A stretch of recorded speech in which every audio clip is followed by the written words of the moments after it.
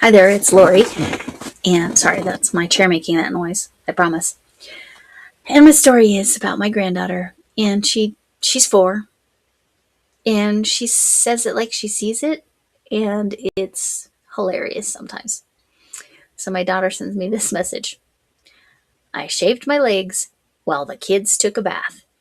And my granddaughter said, "Wow, Mama." Sorry, let me get the punctuation right. "Wow, Mama never shaves her fur."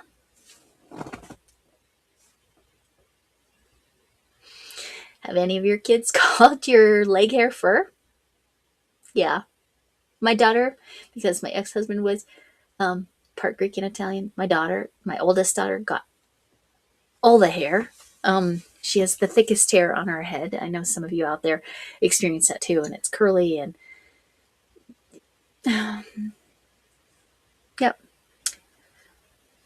Mama never shaves her fur. But I guess that makes sense to her that this is hair and hair anywhere else is apparently fur because she's 4. So, yeah. Yeah. There you go. Hopefully you laughed. So, my yarn management. I showed you some of it, but I will show you the completed bag with all the cakes that are from either Hirschner's or Timu. Again, what was I thinking? And then I got some more storage options. So I got these. I got 5 of them that I'm going to put together so that I can take yarn out of drawers. I need to take yarn out of drawers so I can put my member stuff and organize my member stuff. I'm going to have to, I apparently cannot do this on camera. There we go. It's like how when there's certain things you try to crochet and you're on camera and you just can't manage it. Like, when you forget how to do a single crochet when you're on camera. I don't know if any of you have ever had that happen, but I feel like there's a reason this is not staying together, and I don't know what that reason is. Okay, anyway, they look like this. And then you can open the drawers in front whenever it stays together.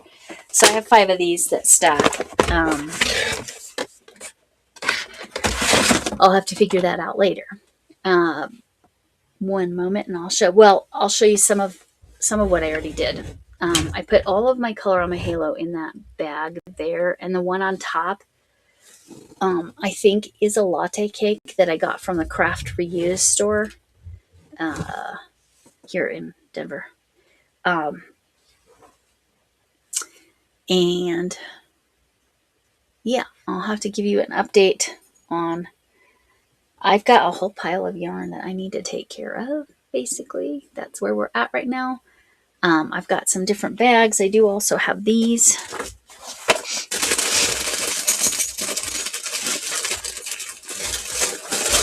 I'll show you these. These are another option. But these don't stack as nicely unless they're actually full. I'm sorry about the sniffles. But I like them because you have the clear. So these can lay. They're not terribly tall. These are nice. You could probably fit them under your bed depending. The zipper's this way. So I got some of these too.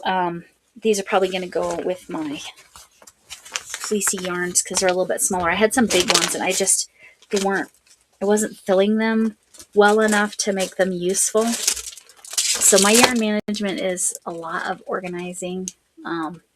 Some of it is moving yarn out of drawers to put other things in drawers so that other stuff is organized. Sort of like how Crafting Kitty. Oh, my microphone. I bet you guys can't hear a thing.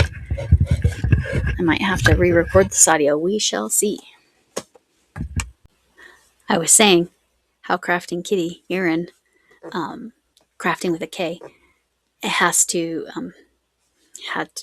put some stuff in boxes, but she's like moving things around to different boxes and labeling boxes. Yeah, all of that stuff is what I'm doing. She is my inspiration for continuing to do yarn management.